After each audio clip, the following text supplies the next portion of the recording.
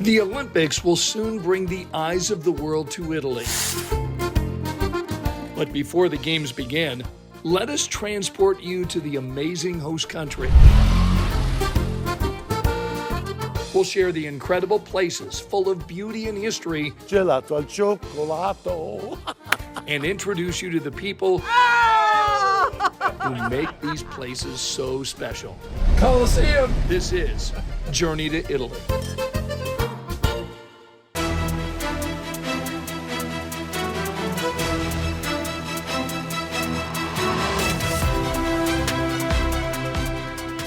Thanks for inviting us in. I'm Scott Swan. And I'm Angela Buckman. For 2 decades, WTHR has been the nation's leader in Olympic coverage. We send crews to the games, and we also visit the host country months before the cauldron is lit in search of great human interest stories.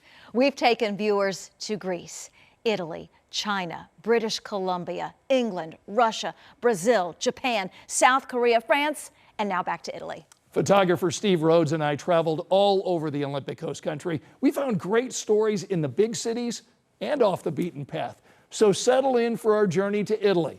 We want to begin with the food and the women who know how to make it better than anyone. When they book, they think it's a cooking class. What they got is a little bit more than a cooking class. You have the hug, the end of personal space. What are you doing? You have the mess. Yelling. They're not yelling, they're speaking, you know, it's just our tone of voice. They have the experience of cooking with the nonna. That can be dangerous. And eating with the nonna, that can be dangerous too, because she will feed you until it will explode. Hello, my name is Chiara, and welcome to Palombara Sabina.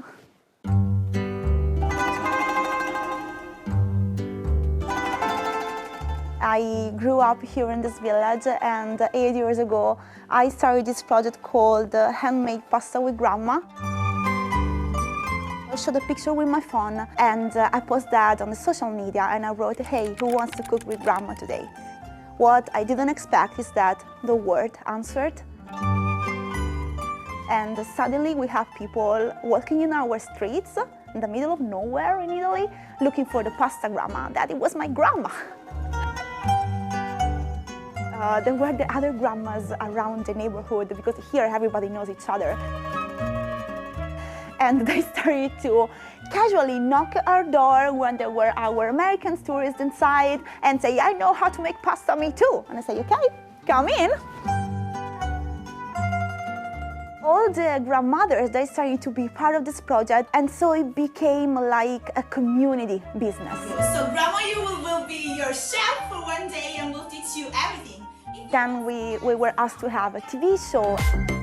The nonni are coming to New York! And we were asked to bring our format around the world. A lot of these grandmas, they never left the village before. Oh! And now we're going around, all around the world. It's just too fun.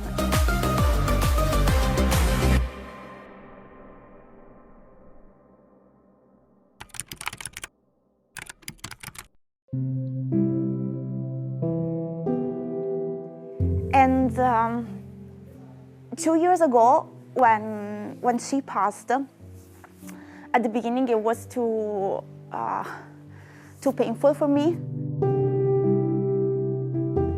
And then, as the news spread of her death, I received thousands of emails from people from all over the world when they told me how this day with my grandma changed their life.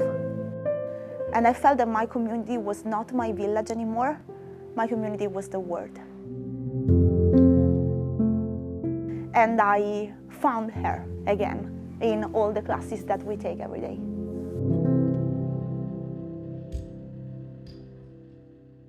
Okay, with the palm of your hand, let it roll under your hand. Really good. The grandmas can be really jealous of their dough and their own pasta, because the result is really important. Already, Mo. if a grandma gives you the possibility to touch her dough, that means they're really creating a moment that lasts forever. Making pasta together means being part of a family.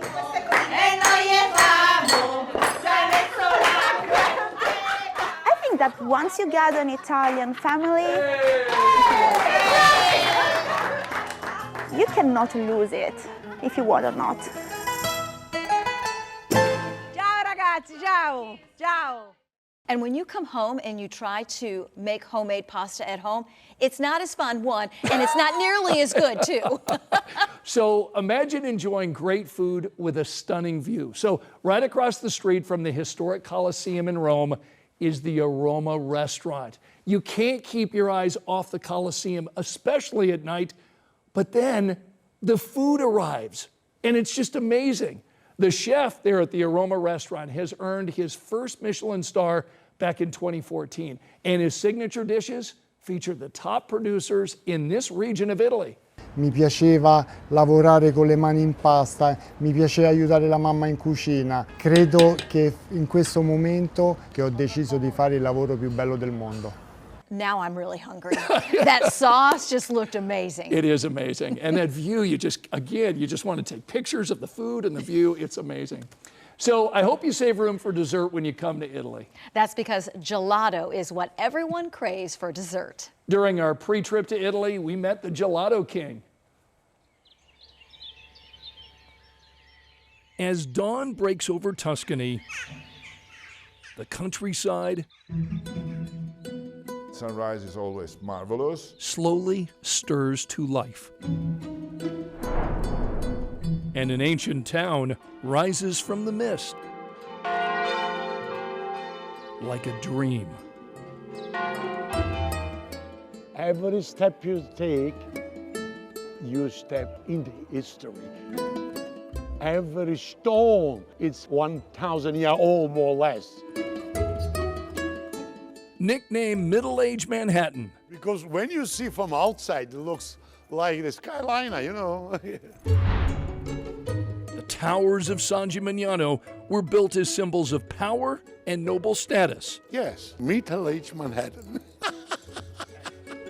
But a new kind of royalty holds court here now. Hi, and you come from? No crown, New York City. no castle, Oh, how you doing? just a crowd Gelato! that follows flavor. Okay, welcome in San Gimignano. My name is Sergio Dondoli. I am the Italian Gelato King. Italian Gelato King. Somebody tell me that. No, it's not for me. For Italians, this is more than dessert. Yes, gelato, so ice cream. Do you like gelato? So much. Of course, I'm Italian. It's tradition, I love it. Maybe you can see it. it's artistry, This one has little pine nuts in it. it's a moment of shared joy. Oh my God, this is so good. You come in American TV, come on. And no one embodies that spirit more Gelato. than Sergio Dondoli. What can I say? This is my life. My first memory was I was 7 years old and I heard first time the name gelato.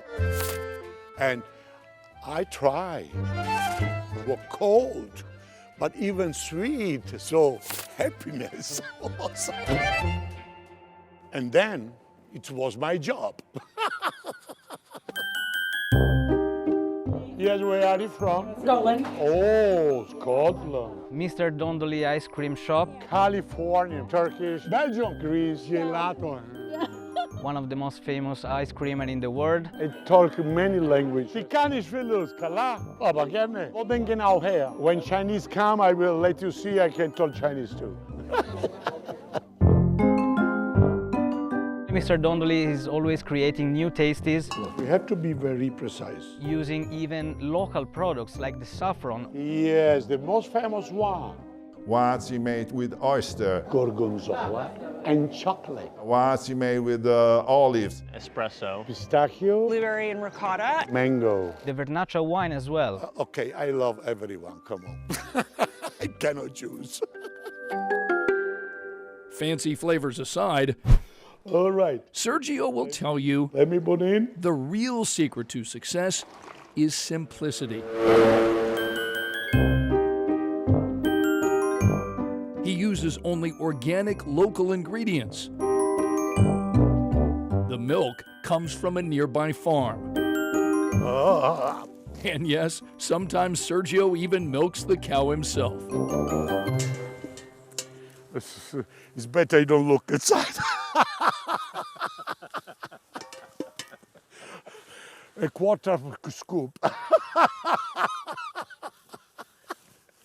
Come on. Wander anywhere in Italy, and you'll see the signs. Gelato. But if you want the royal standard, The best place for gelato in the world. travel to Tuscany. Listen for the laugh. And look for the line. Many people, many kilometers just to come to try gelato. And then they see the tower too. Oh, wonderful place. The Gelato King's Court is always open. You don't look of the hour. Come on, how long I have been working? No.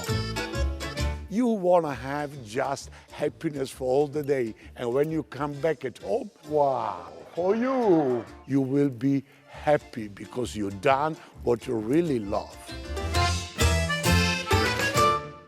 You are the king. Yes. Okay, not far from that great gelato shop are amazing wineries. Yeah, Tuscany is just known for fantastic wines, including those produced at Fattoria San Donato. You can experience the wine tasting, you can experience also, let's say, also a little bit of relax, because why not? The food and the wine is like a way for people to say, let's stop thinking about any problem, any trouble, just sit here and just enjoy the moment. So, cheers. Cheers. Umberto's family bought this farm back in 1932, and they've been there ever since. We got a chance to tour his winery, enjoyed a wine tasting experience. We got a chance to sample some local meats and cheeses, which were delicious. So if you travel to Italy, consider a trip to Tuscany, one of the amazing places to enjoy wine and gelato. Still to come on a journey to Italy, we're taking you to Venice. See the people behind the masks and costumes used during Carnival. And we're taking you to the hometown of Ferrari. Climb aboard for a thrill ride where it all began. Italy is a photographer's dream. Everywhere you go, people are taking photos because there's so much to see. You are so right. I mean, when we traveled over to Venice, we connected with a local photographer. He knew the best places to photograph, the best angles, and the best time of day to take amazing pictures.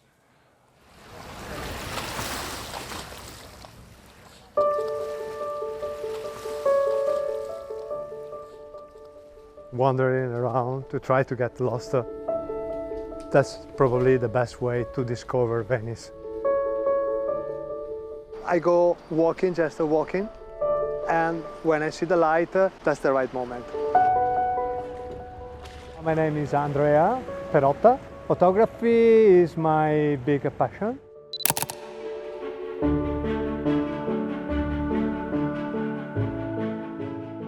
In the pictures, I try to see again my old Venice. That is very rare now. I like particularly this area because it's the place where I grew up. You grew up here? Yes. Yes. Yeah. This reminds you of your remind me childhood. exactly. Yeah. From gondoliers, The gondolier represents the love of the city. to Carnival, The relationship that there is with the photographer and the physical people has changed completely. Andrea's photography is a celebration of the sights that make this floating city famous. This is perfect. But it's the quiet spaces, far away from the tourists, where his camera captures moments others miss. We love a tourist. We don't have any problem about that. But sometimes we need to find also some real Venetian life area. A life that we can all still see. One of my favorite spots. Thanks to the work of this Venetian, who still knows where to look.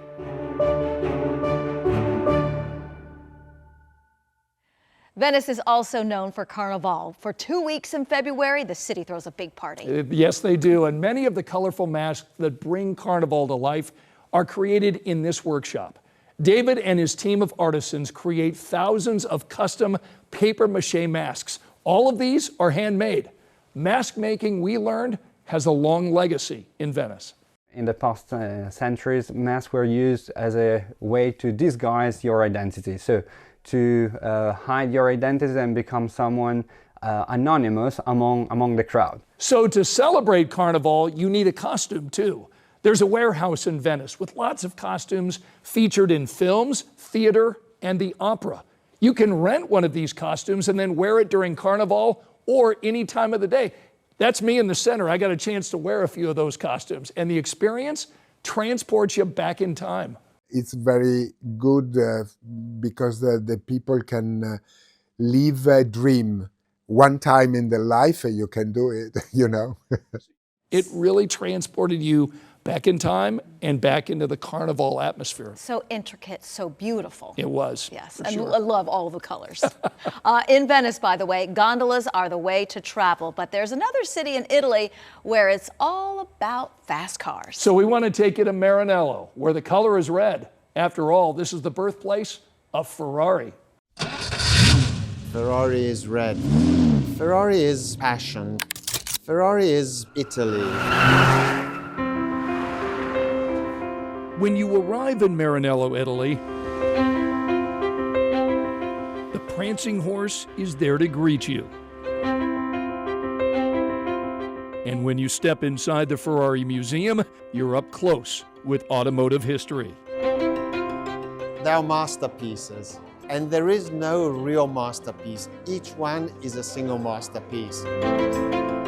Many of these masterpieces are worth millions. Cars that became legendary in F1, sports prototypes, GTs, and road cars, all of them created inside the Ferrari factory. 365 GTB4 engine, block. Our cameras were given extraordinary access to a place few people have ever seen. So tell me about this car. So she's one of the 33 produced in 62, 63. Many of these Ferraris are being restored. We know that it is insured for 100 million euros. It's insured for 100 million euros. Yeah. The factory workers know how to bring these Ferraris back to their original condition because inside this room, they keep notes of every Ferrari ever created.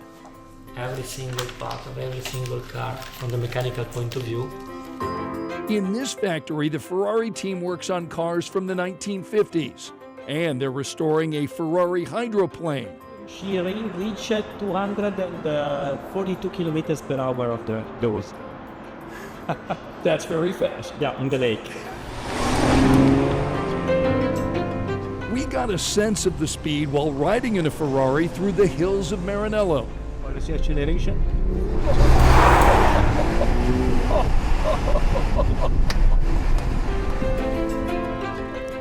Driving a Ferrari is driving a dream, and it's the passion that is behind the cars. How important is Ferrari to this city? It's a part of our identity. The mayor even has a Ferrari in City Hall. This car is called Maranello. When Enzo Ferrari chose Maranello for his factory in 1943, he needed workers. So he taught the farmers in this city how to make his car. They prepared a book and they went to school, they attended the courses. From that moment, the destiny of Maranello changed completely. Tens of thousands of people race to Maranello for the Ferrari experience. The nice thing of this museum is there's no barrier absolutely between the car and the visitor. The dream of an Italian car maker who built legendary cars. Many piloted by championship drivers. I almost lost consciousness. Speed and beauty. The prancing horse is still galloping. As Enzo Ferrari used to say, which is always the nicest car? It's always the next. Being Italian is being Ferrari. But Ferrari isn't the only car with a storied history in Italy. Yeah, that's right, Angela. There is a smaller, slower car that is iconic in the Olympic Coast country. So coming up next, we'll climb inside the Fiat 500 for a unique tour of Italy. Lake Como in Italy may get all of the headlines because of Hollywood celebrities like George Clooney who live there.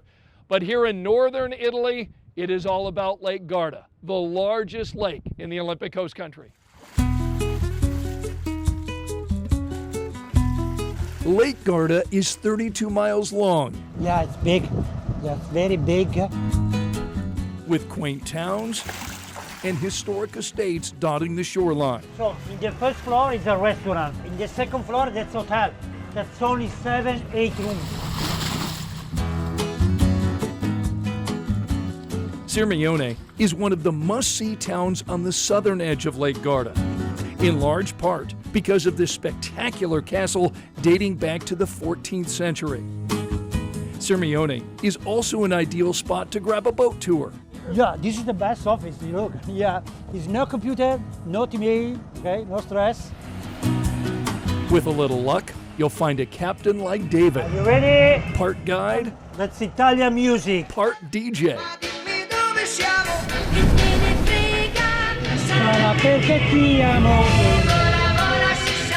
He works to hit the right note. For every audience. Yeah, do it again.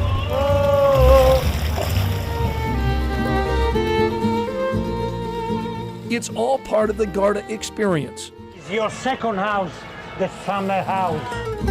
Every view and every town leave you wanting more. It's wonderful. Italy's largest lake always has something new. See you next time. Yeah. Waiting just beyond the horizon.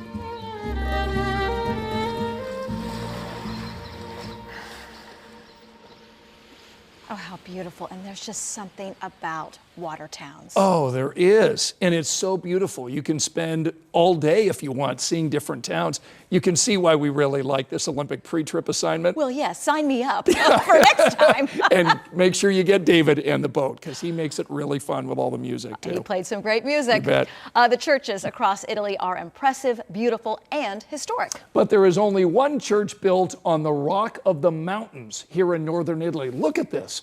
Photographer Steve Rhodes captured these amazing images using our drone Cam 13.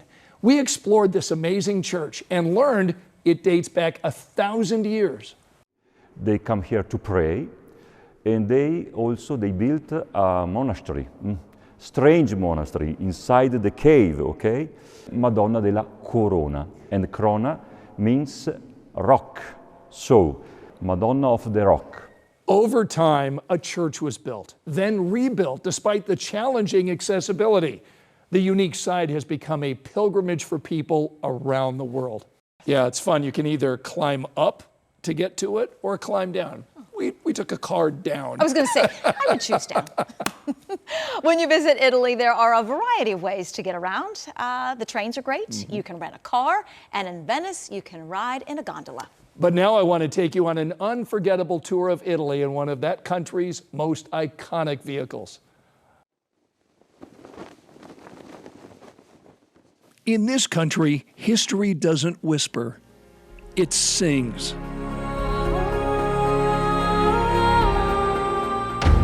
This is a land of emperors and artists, ancient legacies, etched in stone, painted on ceilings and towering over time.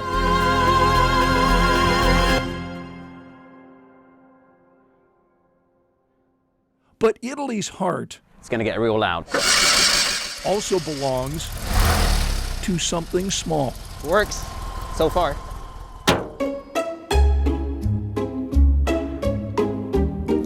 Guys, what to say about the Fiat 500? Let's see if he starts first. A car with the horsepower of a hairdryer. The gas tank here in the front and the engine in the back. It's tiny. Yes. It's a miracle. It's a miracle of aesthetics. It's temperamental. Fiat. Yep.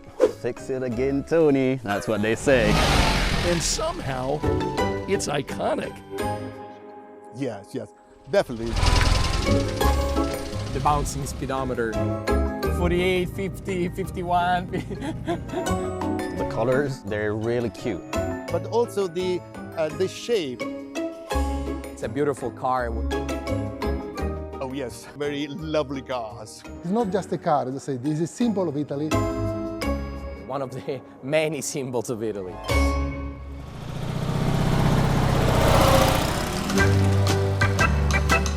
The Fiat 500 was made in Turin, Italy from 1957 to 1975. Designed to be cheap and functional transportation. And believe it or not, a family car. Parents on the front part, 2, 3 kids in the back. I mean, it must have been a nightmare, honestly. You can still find the vintage Fiat all over Italy. Not in museums. Welcome to our garage. But in the hands of Fiat fanatics. Yes, nice to meet you. Hi, my name's Alex. Hey, Alex. My name is Mauro Bramante. Alvise Di Giulio. I'm Christian Bravi, keepers of this Italian classic. Now, Scott, there is no right-hand mirror. Inviting everyone to experience history in motion. This is where the magic happens. Oh yes, driving a Fiat 500 is very easy. Let's rumble! We use these cars to move around the city. Very well. Little walkie-talkies. Let's go now. To communicate between the different cars. We're in the direction of the pyramid. We do love to wow our customers. Rome has it all. Small streets, panoramic views. Colosseum. At the end of the tour, people drive like Romans, you know? As long as they don't take the bad habits back home with them, it's all fine. Country driving more your speed? You can do that too. We offer a self-drive Fiat 500 tour. Guys, look at this. A Fiat tour of Tuscany. Come and see this beauty. Is unforgettable. So cool. They will see vineyards and also a beautiful view over Florence. And then they are off on the road. Breathe it. For motorheads, that's air, oxygen. It's an honor being able to drive these vintage babies. Part of their Italian experience. It is the only smiling car we have in the world. Take a look to the other cars. They are always arrogant, aggressive. Not this car, they are so friendly. Everybody started waving. Ciao bello, ciao bella. They all wave, don't they? It lets you feel important. Like you're in the past. Bravissimo Scott, you are my hero. You are my hero.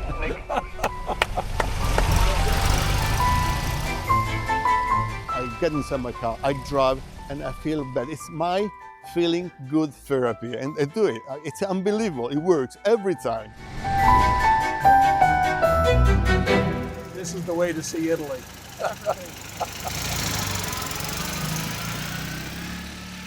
Horsepower of a hairdryer. Yes. Got to be able to use a stick shift. And you got to drive one? Oh, yes. Whoa. Did that in Rome. I've driven in Rome in a regular car. It was very stressful, but there, they just allow the Fiat 500s to do whatever they want. And then to do it in Tuscany? Yeah. Starting in Florence, that was a beautiful thing to see the country that way. And I like the fact that they're small. You can get through those side streets, but 3 kids in the back? No way. Forget it. Nope way. Florence is a must-see location when you visit Italy. It's a launching point for Tuscany and Pisa. But Florence is also a city known for its amazing art, masterpieces created by the world's best artists and sculptors. And as we discovered during our trip, there's a huge effort to preserve it all. To visit Florence is to wander a gallery without walls. Every street you might walk down, every church you might enter, the museums, obviously. The Renaissance was born here and never left. Each artist was doing something new.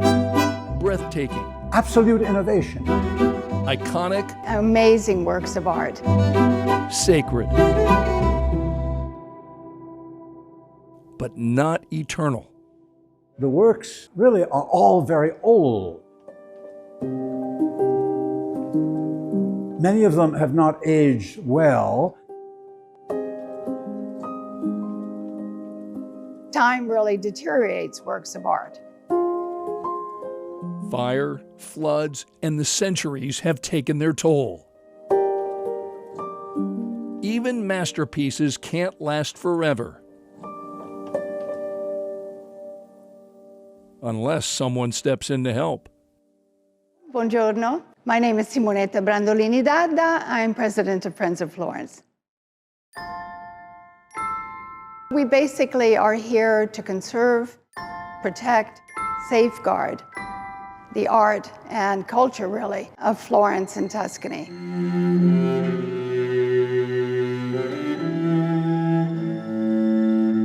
Discreetly tucked away in workshops across the city,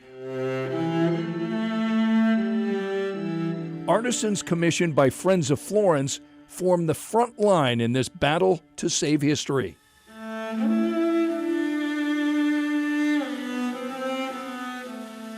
We have, luckily in Florence, some of the best restorers in the world. Un desiderio capire profondamente l'anima dell'artista. È un bronzo molto antico. Their work delicate and slow. A single piece can take years to restore. But donors seem to think it's worth the wait and the cost. What kind of pride do you have in helping with the restoration of this incredibly famous sculpture? Enormous, infinite. One of the real masterpieces of all time. In 25 years, Friends of Florence has raised millions of dollars and funded over 450 projects. Projects in all of the major museums in Florence. The Galleria degli Uffizi, the Uffizi Gallery. The Accademia Gallery, which was created actually for Michelangelo's David. The Cathedral Museum, Opera del Duomo. Also many churches. There are like living museums, really. We've done entire rooms. We've restored tabernacles on street corners, statues, sculpture, paintings, or frescoes. The list goes on and on and on. In Florence, art is not just seen, it's felt. One brushstroke, one sculpture. It's such a symbol of Florence. One story at a time. They have intervened to make it possible for those of us who live here and who love this city to continue to present these masterpieces to visitors, to new friends, in their most beautiful form. They are the new patrons of the Renaissance. Italians have such passion and pride for keeping their history alive. from the Fiat 500, which isn't made anymore, Right. to these prized collections of art. Right. And those of us that love art want it to be there for our kids and grandkids, so these new generations can come to love Florence the way that we do. Still to come, we're taking you to the village where Pinocchio was born. Yes, we got it! We'll show you the fun photos people take at the Leaning Tower of Pisa. And we're heading to the birthplace of the violin, all ahead on the journey to Italy.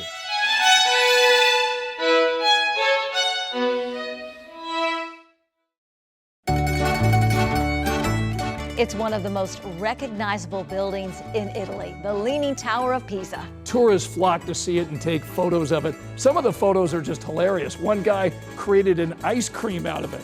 The famous bell tower began leaning shortly after construction all the way back in 1174. Our tour guide told us the architect made a mistake and then disappeared. But it continues to be a popular photo op for everyone who goes to Pisa.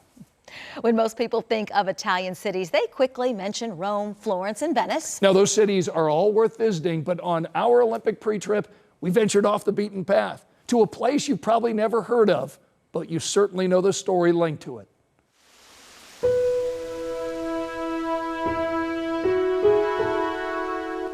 Nestled in the rolling hills of Tuscany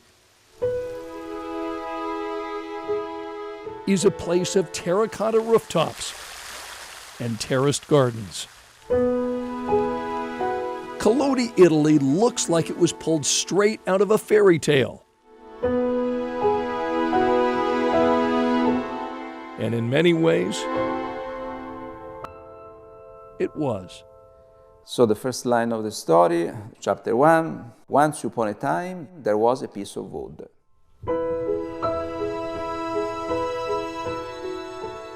Tells the story of a wooden puppet that wants to become a real boy.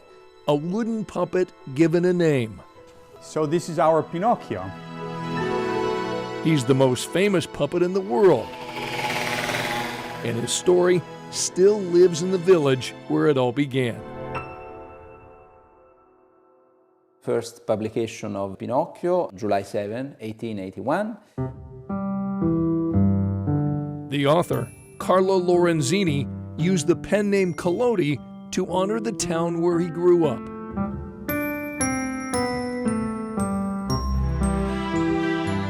Today, Collodi celebrates its famous connection with pride. So my name is Roberto Vezzani and I am the librarian at the National Carlo Collodi Foundation. Of course, the most important book of the library is Pinocchio. Beyond the book, the puppet's presence here is, well, huge. It makes you feel very tiny. Yes, the tallest Pinocchio in the world. There's a Pinocchio theme park. We'll go through all the adventures that he lived in the book.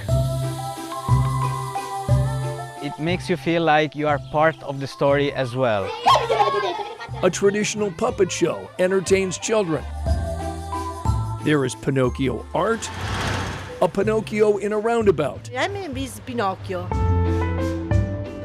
and plenty of Pinocchio souvenirs.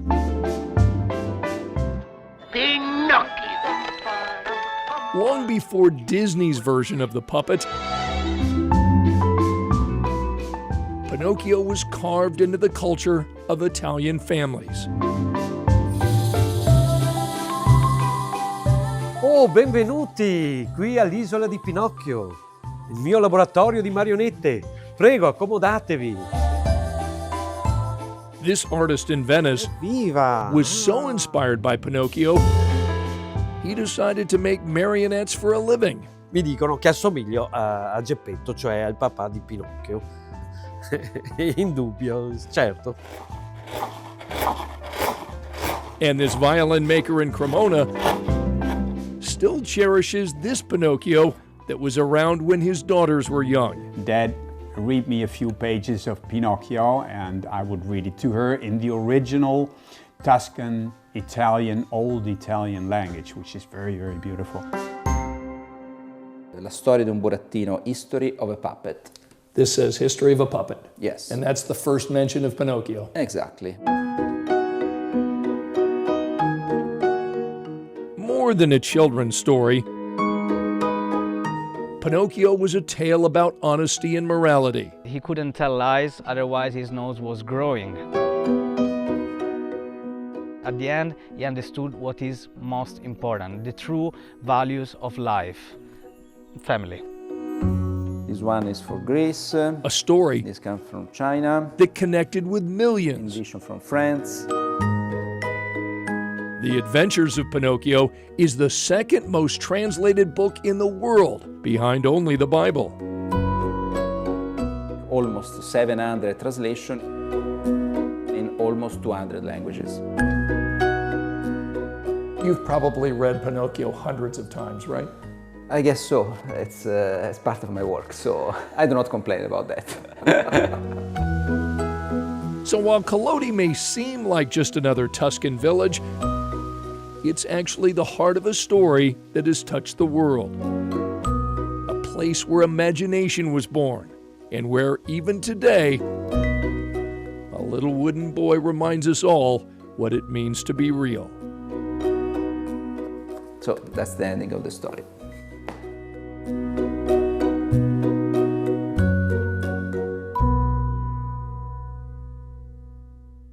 Everywhere we went in Italy, we saw Pinocchio images everywhere. And my photographer brought home a couple of marionettes too. Oh, that's fun. So yeah, it was good. Yes, well, music, also a big part of Italian culture. Cremona, Italy is a city we visited before Torino hosted the Winter Games back in 2006. In fact, Steve and I liked it so much, we went back because we wanted to showcase Cremona's rich musical history that dates back hundreds of years.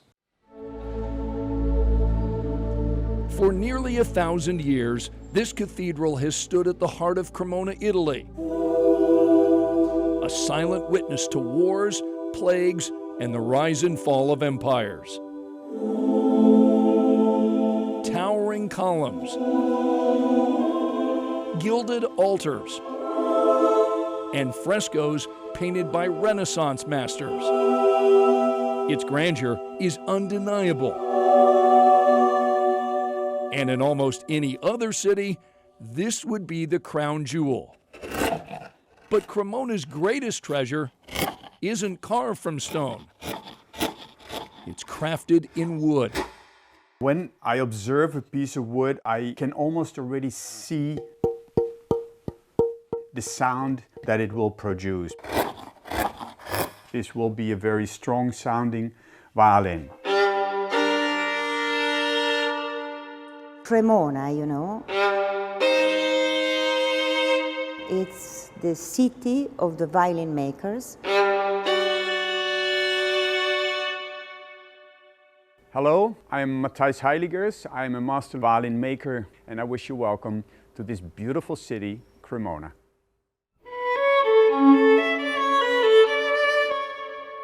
The violin was born almost 500 years ago in this small little city in northern Italy.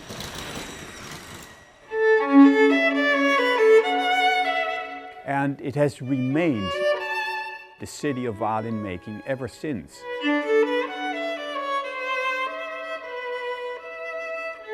There are a huge amount of violin makers concentrated in this town, linking together, working together, collaborating to get the level of violin making like it used to be in the 17th century. At Cremona's Violin Museum, visitors can admire those 17th century treasures up close. These are the works of the original masters, Amati, Guarneri, and the legendary Antonio Stradivari.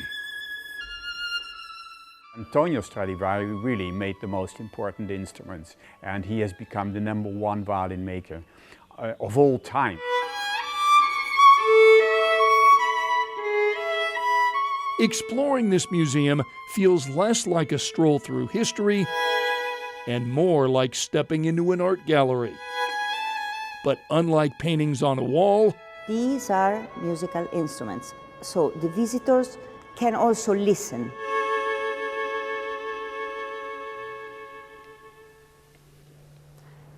When I open the case, it really clears my mind. And you feel the responsibility, but you're also looking forward to hear them, to look at them. They are the most beautiful instruments in the world.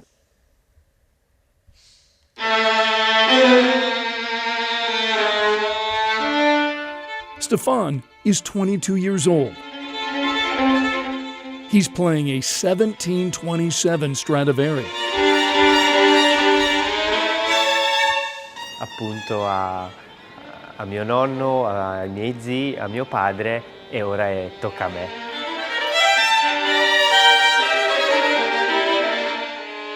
When you listen to the sound of a Stradivari or you have the opportunity to play it, that violin raises you to a higher level. It is like a hand coming down from heaven. That's the magic of Cremona, The top of the violin. where centuries of devotion still resonate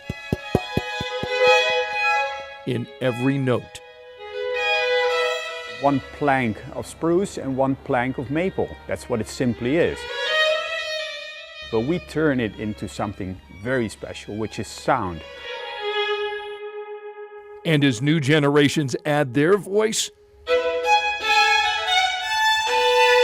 the music plays on. Forever tied to this city.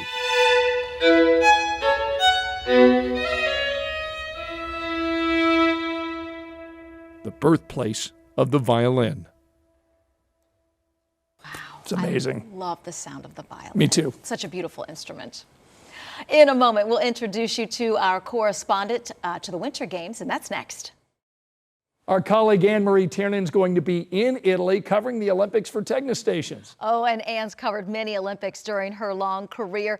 What's it like being in the heart of it all? Oh, it's awesome. It's unlike anything else. You've got the world's eye. Every country has got their athletes that they're cheering for. There's team pride. There's athletes that have just focused their whole life. Their families have invested in this. This is their moment. And when they finally achieve it, they get that medal, they get that place on the podium. That's so exciting. Tell our viewers what your assignment will be. So, Scott, I will be doing live reports for all Tegna stations that are NBC stations in the morning. So on your sunrise shows, you can tune in the 5, 6, and 7 o'clock hours. Then we're also going to have a daily streaming show. So tune in for that. That's all the lifestyle things outside of the games. And then, of course, there's the shows that are in the early prime time that we'll have reports to. And then follow us on social media because we're going to be putting a lot up there. You're going to be busy. We will be busy. And we're excited for We're you. going to do everything but sleep. Yes, we'll hold you to that. Anne does a great job. You're going to love her coverage. And if you like the stories you've seen, we've got much more to show you during the Winter Olympics. Thanks for joining us. We'll see you soon.